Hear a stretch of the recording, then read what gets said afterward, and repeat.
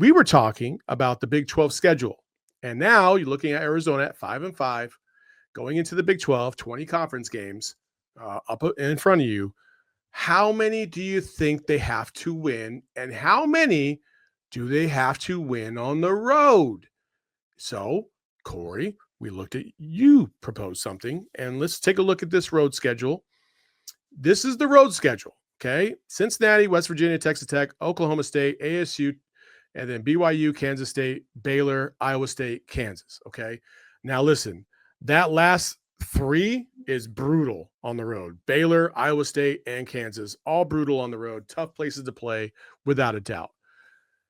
How many of these do you think, Corey, they have to win in order to be in contention for the tournament? Would you say 7?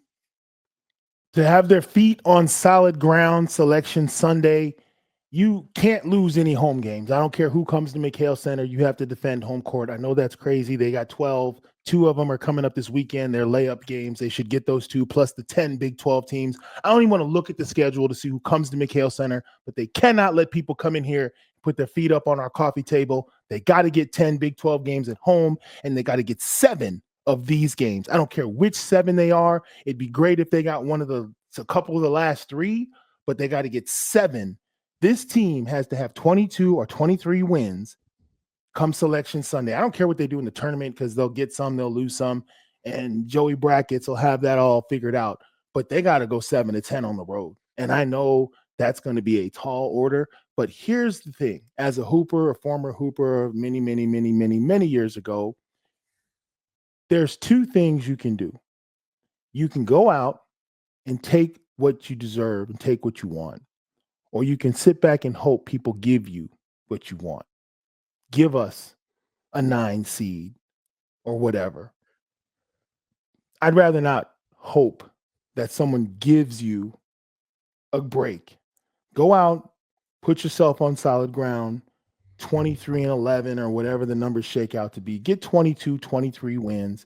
Do your own work and don't sit back and wait and hope people see things your way.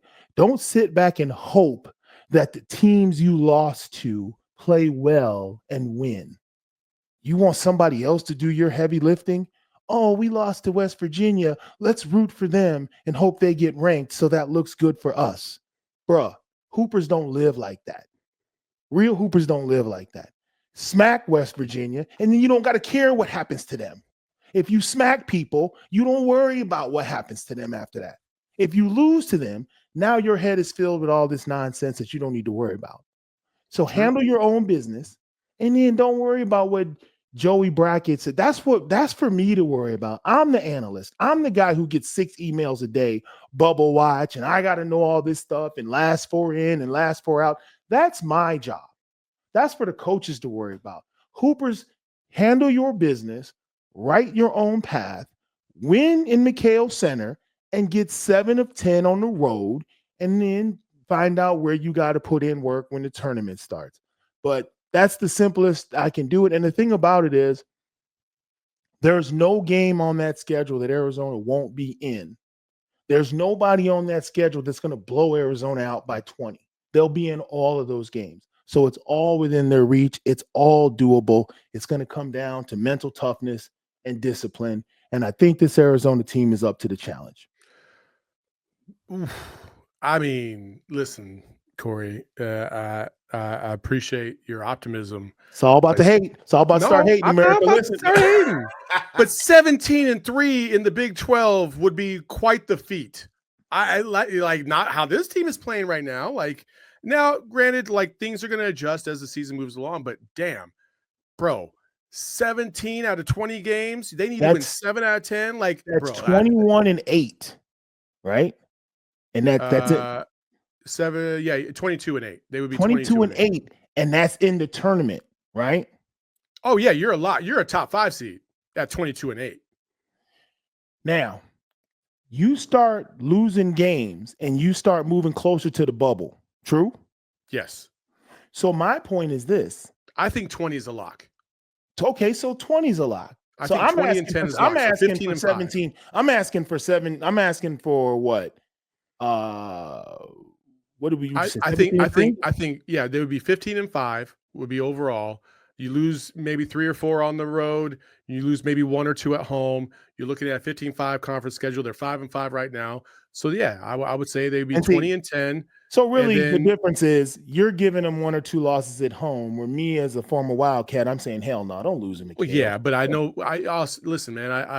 Expectations, I know. I'm just reality. and maybe that's where I'm being unreasonable. I don't want to see him lose in front of me. I don't want to see him lose at home, but they may lose a game or 2 at home. That's true. Yeah, and then on So top of that, like we can take it into consideration the Big 12 tournament too, right? Depending on where they're seated in the Big 12 tournament, they have a couple more opportunities to get some dubs that and maybe make up some losses that they get at home or on the true, road in some way, right? true, So true. so that variability, I think you're right. 22 would be a lock. You wouldn't have to sweat it on Selection Sunday. You know you're in. I think 20 wins would probably get you in. But anything less than that, I think you're flirting with disaster.